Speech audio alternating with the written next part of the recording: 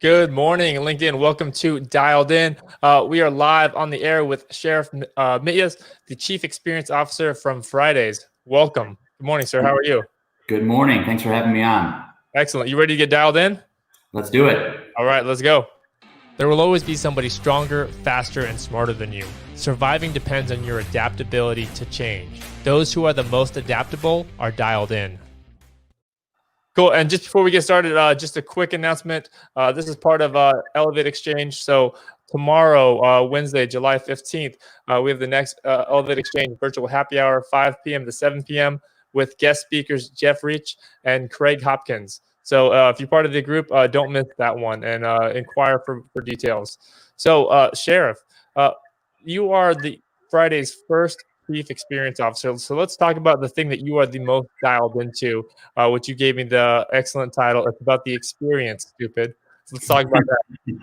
Well, it is. It's all about the experience, and I had the pleasure of worrying about that experience for our guests, right? So how do you interact with them? What's their experience when they're inside a restaurant or outside, sitting at home and thinking about food or beverage?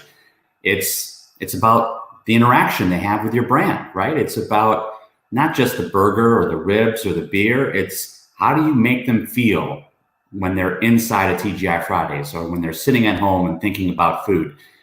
That's what's important. That's what people worry and care about. Today, it's the experience they have with your brand. Yeah, no, absolutely, absolutely. So Fridays, just recently, well, in November of last year, you guys went public, got acquired by a company that caused you guys to go public, which was really good news. And so you were formerly the CIO, and now you're the experience officer. Like, did you guys replace the CIO, or is that just the new? That's like the new all-encompassing title. New all-encompassing title. So what we found is you have to connect the dots, right? You know, right. A lot of organizations are siloed, right? There's a technology person, a marketing person, a culinary person, but consumers don't think like that. They don't care that you got multiple people worrying about their journey. They want one journey. They want one experience. And so internally, you have to organize that way. You have to think about connecting the dots across the functions and creating a more seamless experience for your consumers. Oh, I love that. I love that. And, you know, CIOs have been saying for years, like they are the business. Like technology is the business. They need to be more involved at the board meetings. And they need to be have a bigger voice there. And I feel like you're doing it, like by being the chief experience officer, you're connecting those dots across all the various gaps there, right? With the marketing and the experience and the technology behind it, like fused under one roof. Exactly. And I think that's if you start thinking like that as an organization, it drives everything that you do, right? It drives how you create new programs. How do you think about interacting with your guests? because you're thinking internally about the end-to-end customer journey. You're not just thinking about your little silo. And especially now during the pandemic, right? I mean, Oh yeah.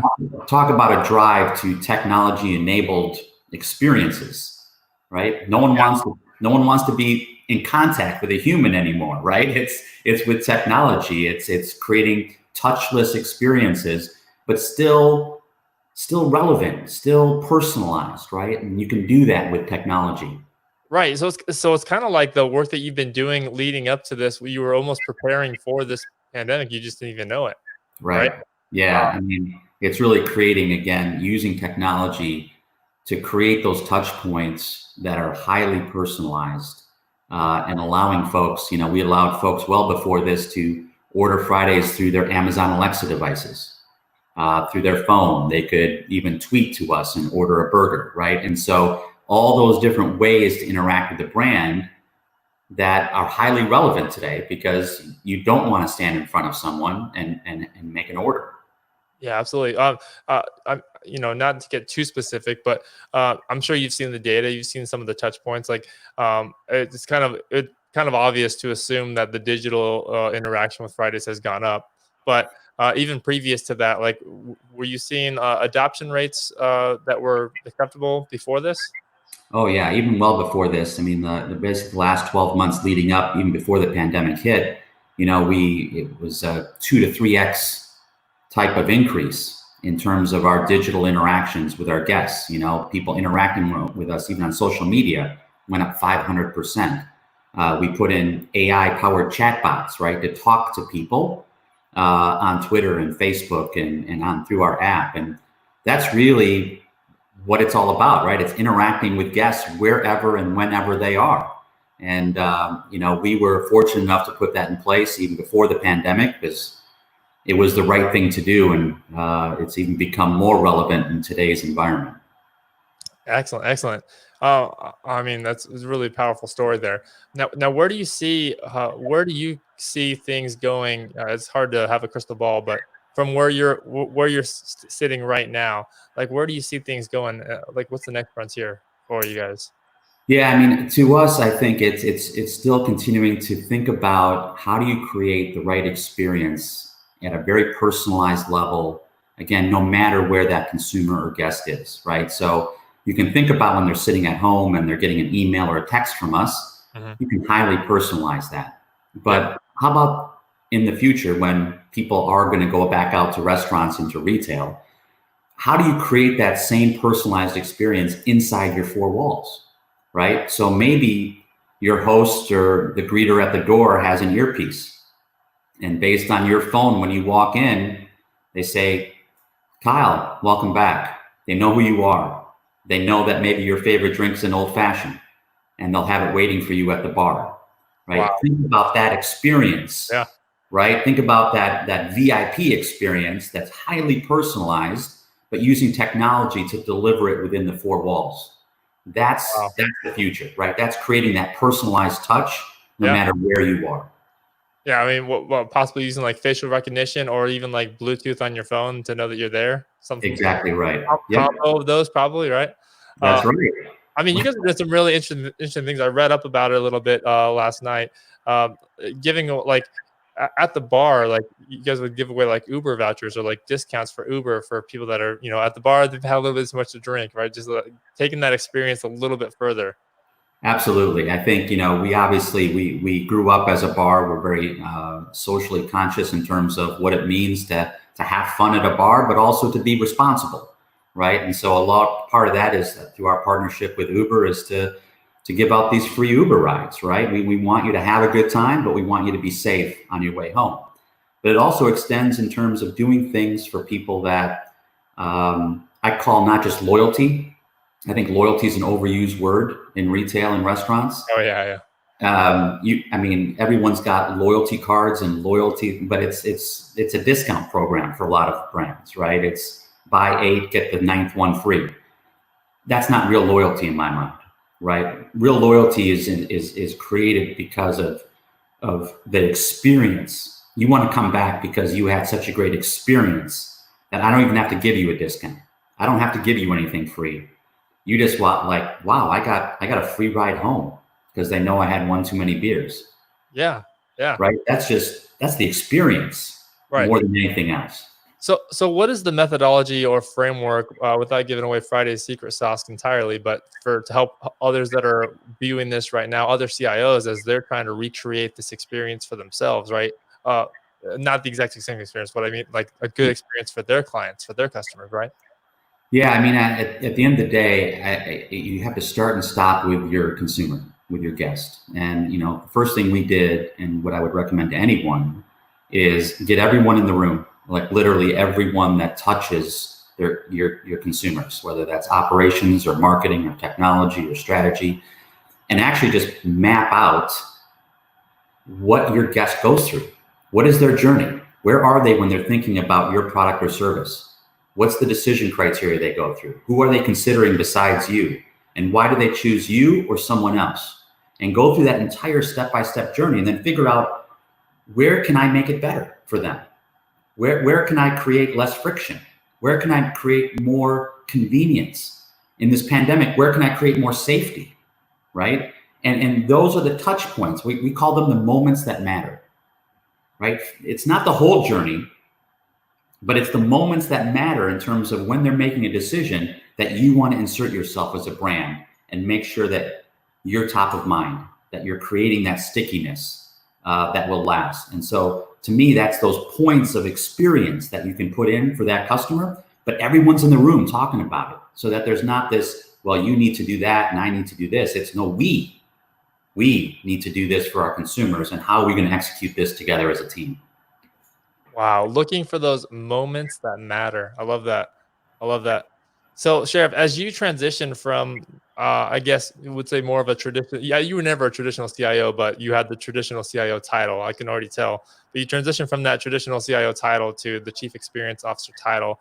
That was about a year and a half ago, 2 years ago or so. Right. So, when you were going through that change, like, what was the biggest hurdle, the biggest challenge? I mean, I'm sure you're already doing the job that you are doing now, but No, it's a great question, because you can call yourself whatever you'd like, right? But right. if you don't have the organization with you, it's just a nameplate on the office, right? And so the biggest challenge is really to have everyone understand what the purpose of the role, of the organization, of the connections are. Like, why are we doing this, right? Answer the big why question. And you have to be able to show the value, right? People are always at, change is hard, right? You have to answer the question, well, why are we doing this? Why is it important for all of us? And that's a lot of groundwork, right? That's a lot of meeting with stakeholders and key decision makers and saying, this is why we need to do this. And this is why I need you on the boat, right? We all got to be on the same boat. We all got to be rowing in the same direction. And that's the biggest challenge, because especially as you're transitioning roles, right? People still see you in your functional silo, right? Yeah. But you gotta think through, no, let's expand what this could be. And I can't do it by myself, right? We all got to be in this together. And so how do we create this new vision together? And how do I help, right? The first thing is that, how can I help? It's not, we need to do this. Don't be the smartest person in the room, right? How can we do this together and really create change together? But that's work, right? That's not just words. You got to do that in your actions, and you got to do that in terms of how people see you interacting differently, outside of just what you used to be doing, and taking a much more broader view of the organization and of what you're trying to achieve. Wow. Yeah. Wow. Excellent. Excellent perspective. And Rusty Kennington out there, a friend of ours, he agrees. So definitely shouting out the moments that matter. Rusty's a great friend. He's a good guy. Yeah, absolutely. Absolutely. So Sheriff, throughout your journey as a transformational CIO, a lot of the viewers here in the Elevate Xchange group, I mean, they're all about looking for this mentorship and looking for help. So, I mean, along your way, you probably had a mentor, you probably mentored, you probably have some mentees. Talk about that a little bit. Yeah, very early on, I was fortunate enough to have some great mentors. Folks that basically told me, you need to end up better than where I am, right? Pushing me to say, you don't want to become me, you want to become better than me. And gave me the opportunities, even though I didn't have experience in certain areas, they kind of threw me in, said, let's figure it out, right? And I think you need people that do that, not just to help you find your next job or help you, understand some topic or some area, but to push you, to challenge you, to make you go beyond what you think you can do. And I had some amazing. My first mentor was actually, no lie, his name was Dr. Lord. And he was the smartest. No relation to Star-Lord of the Galaxy? He basically was, yes. He was the smartest guy I'd ever met at that point. And but he pushed me, and he put me in areas that I was not comfortable, but it was sink or swim. And I think that's what you need to do in a mentor-mentee relationship, is push your mentee to be better.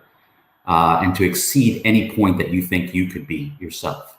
And I have been fortunate enough to be a mentor now to several folks. And, I hope they say the same thing about me someday.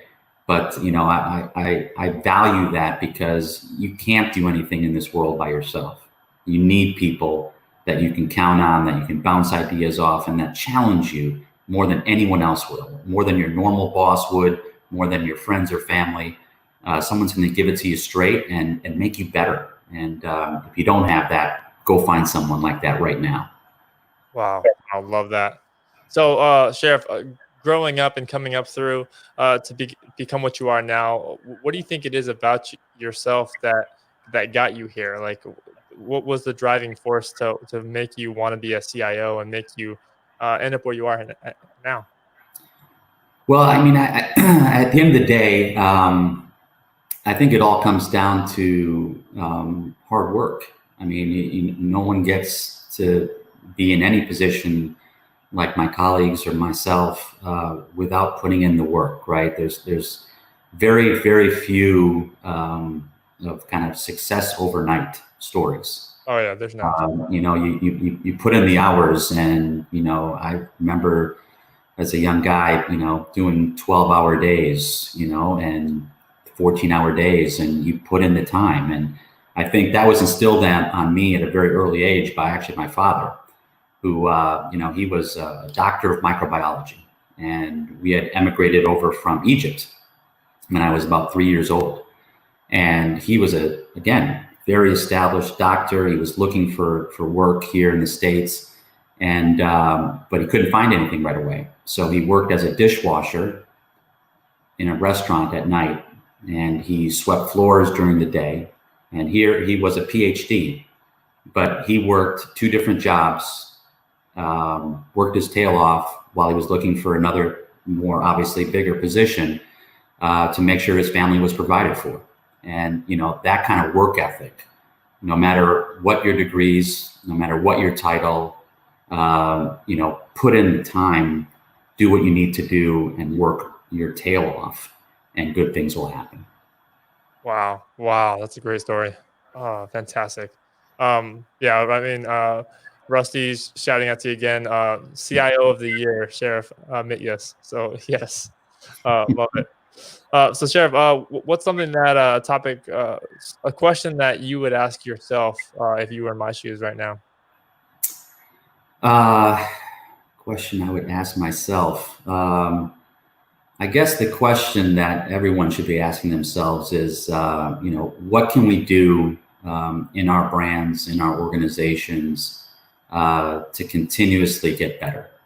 No one can kind of stand on what they've done or just stand on the current situation, especially during these times, is what are we doing to continuously improve?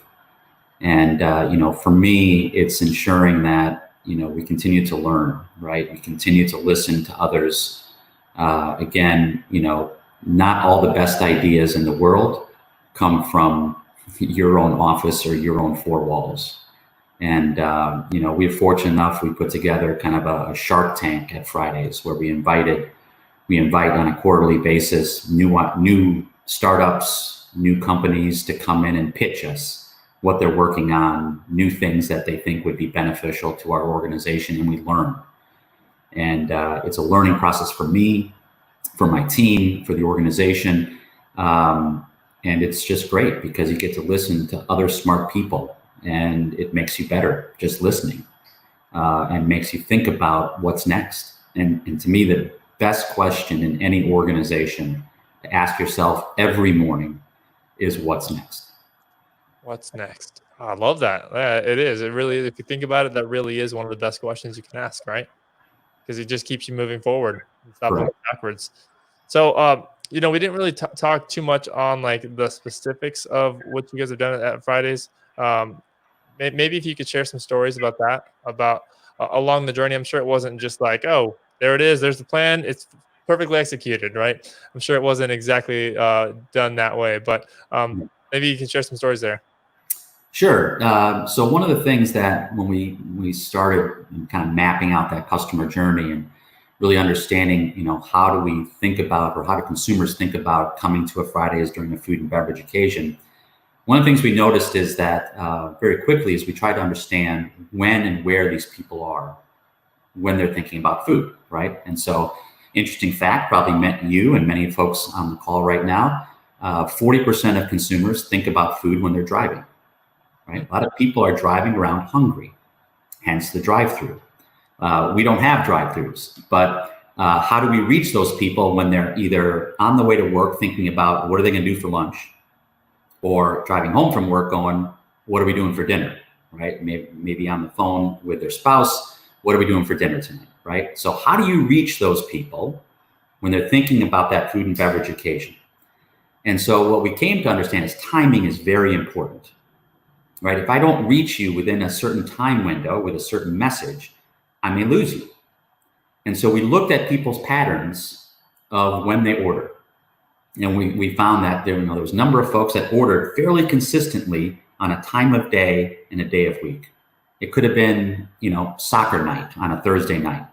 And so mom wasn't cooking at home because she was carting kids back and forth through soccer and always looking for a pickup spot to pick up dinner for the family. So we would see Susan would always order Thursdays at 7 p.m. consistently. And we could see by her basket that she had 2 kids and a husband who liked ribs. Okay, so we know a lot about Susan now just by the data. So what if I sent Susan a text message or an email at 6:55 p.m., 5 minutes on a Thursday before I knew she was about to order? And I have an AI tool, artificial intelligence tool, that figured that out and sent her a specific message and said, Susan, even better, I have filled your basket. All you have to do is put your thumb on your phone and that order will be ready for you in 15 minutes. So we tried that. We tried it with 10,000 Susans, 10,000 individual guests with the data that we had, specific message at a specific time. Well, 7,000 plus of those people ordered. Wow. The crazy thing is we didn't offer a discount. This was full freight, full fare, but it was timely and it was personalized. So that's the power of understanding your consumers at an individual level and creating such a unique and convenient experience for them that why not? You knew what I was going to order and you knew I was about to order, and all I have to do is put my thumb down. That's using technology to create a very different and highly relevant and highly personalized experience. And it works, right? So you can't have people doing that, obviously, which is why we use technology and AI tools. Right. That's the type of things that when you really think about and you really dig down into what creates an action on behalf of a consumer or a guest, utilizing technology to make sure you're relevant and timely in that journey pays off. Wow. So true story of removing the friction and seeing the results. Wow. That's correct.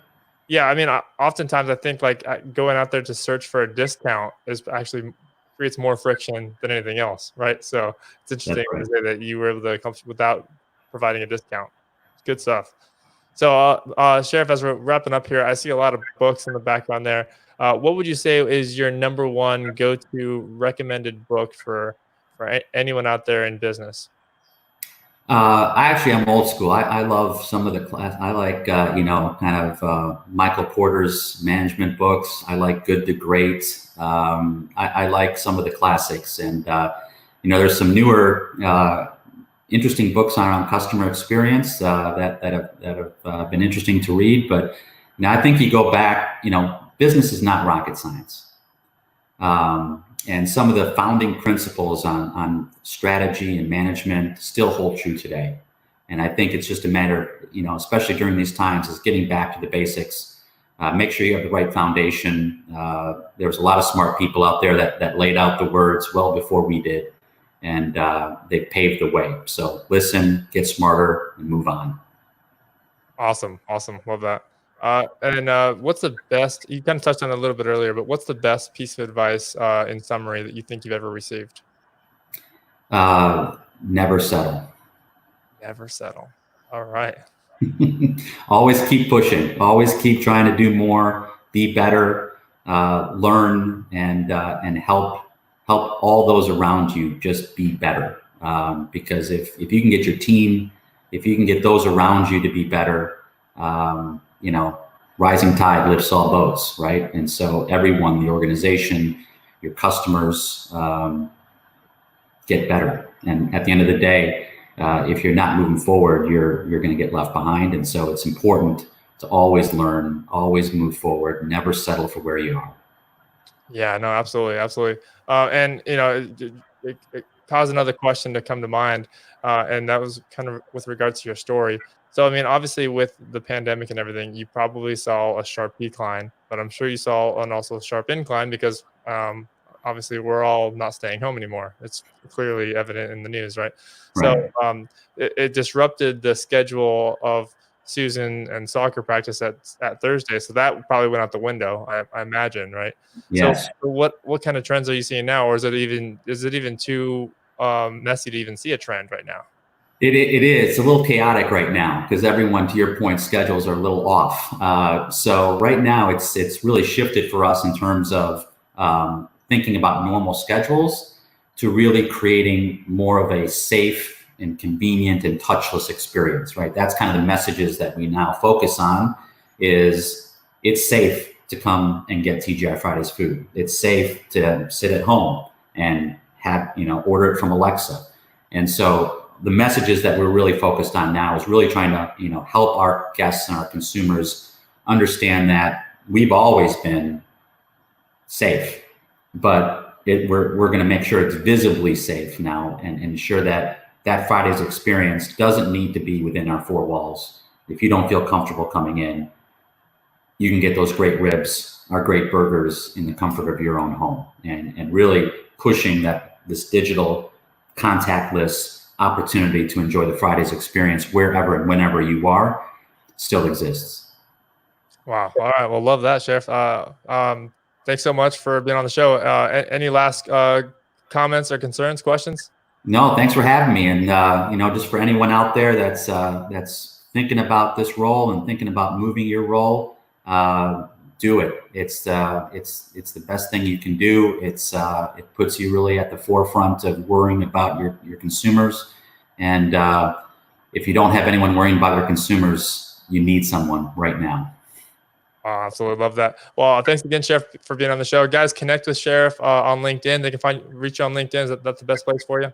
And yes, thank you. Cool. All right. Thanks, guys. Thanks for tuning in. Again, happy hour, Elevate Xchange session Wednesday, tomorrow, July 15th, 5 to 7 p.m. Don't miss it. Inquire for details. Thanks again, guys.